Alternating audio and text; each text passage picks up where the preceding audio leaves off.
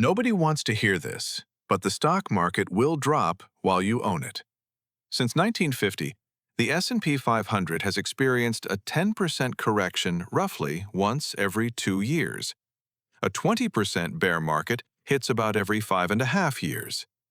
If you're investing for the next 30 years, you're going to live through several of these. Here's another one.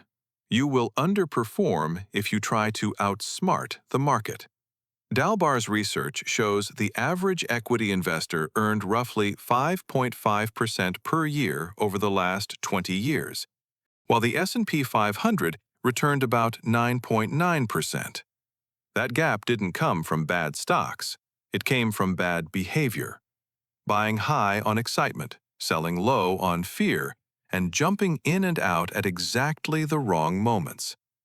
Hartford Funds found that missing just the 10 best days over the past 30 years would have cut your total return in half. And if you think hiring a professional stock picker fixes this, the SPIVA data says otherwise.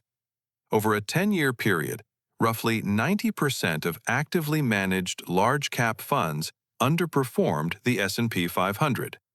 You're paying higher fees for worse results. So what actually works? Automating your contributions and letting compound interest do the heavy lifting while your emotions stay out of the driver's seat. The uncomfortable truth isn't that investing is risky. It's that the biggest risk is you, your impatience, your fear, your need to do something when the best move is to do nothing. The investors who build real wealth aren't the smartest, they're the most disciplined. Be that investor.